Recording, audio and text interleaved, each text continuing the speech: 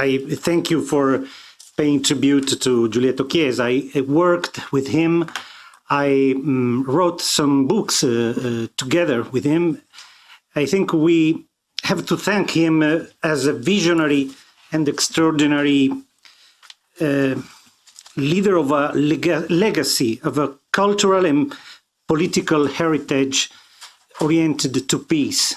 Now there is in Italy an incredible revival in internet, in YouTube, of his clips in which it describes the war we are facing now, but in 2014. And they see these things for the first time, and they are amazed for the vision, for the anticipation. That is not a question of magician, but the rational vision of the relations in Europe. And now we see that all major EU countries look with dismay at the end of a whole world. They had invested in globalization. They know that breaking with Moscow will cause economic and social cataclysms. So there is so much to lose. Of course, they are holding back, but they seem unable to resist the pressure from the US and the UK. Not only has the EU renounced to the 65 years of peace of the rhetoric, but it assumes an unprecedented and suicidal role as a belligerent institution, the stupid brother of NATO.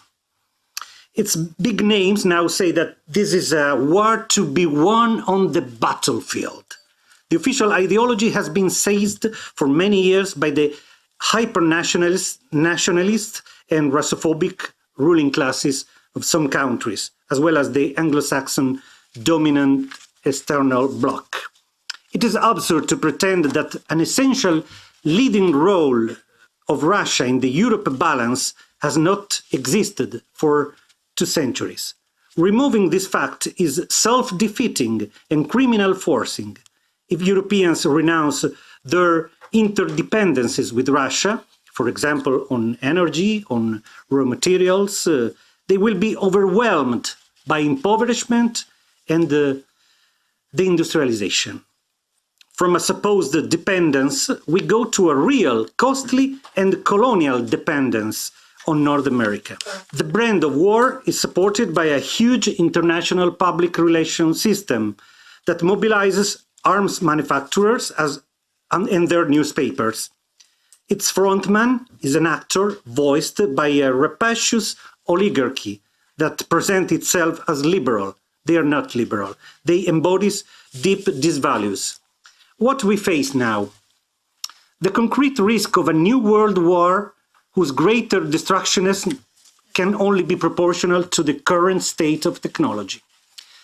The economic suicide of the European economy in a colossal process of decoupling, a shift from the Eurasian economies under a renewed and more uncompromising Anglo-Saxon domination.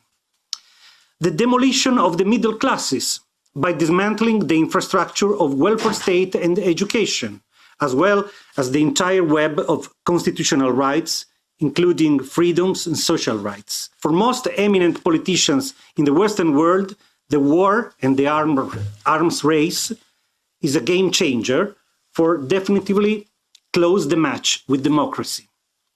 We need an unitary reading of the phenomena linked to the geopolitical cataclysm on the end of the Soviet Union, not a world to be fractured with the exaggerations linked to the schemes of 19th and 20th century nationalism, but to be seen as an original melting pot that requires new continental relations based on disarmament.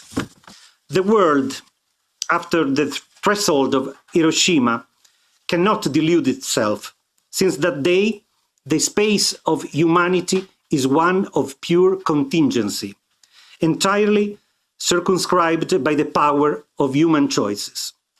We must stop the escalation and prevent the catastrophe of sleepwalking of Europe.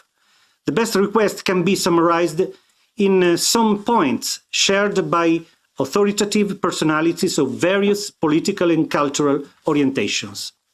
Neutrality of Ukraine that strengthens its link with European institutions but does not enter NATO, in accordance with the commitment recognized, even if only verbal, by the US to Gorbachev after the dissolution of the Warsaw Pact. Agreement to fully recognize the status of Crimea, traditionally Russian and controversially donated by Khrushchev to the Soviet Republic of Ukraine. Autonomy of the Russian-speaking regions within Ukraine, but with an enforcement more effective than Minsk agreements, with international guarantees, or, alternatively, popular referendums under the supervision of the United Nations.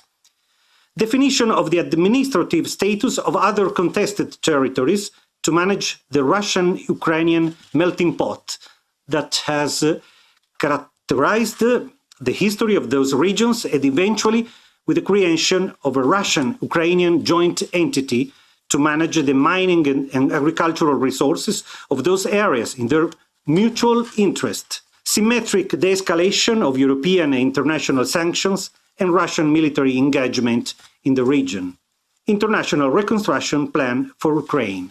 This is a raw material for a party of peace, a peace party that is the most challenging issue for European peoples, that face the decision of institutions that doesn't take care of the volunteer of people that are generally willing to achieve peace goals that now are denied by most governments. Thank you.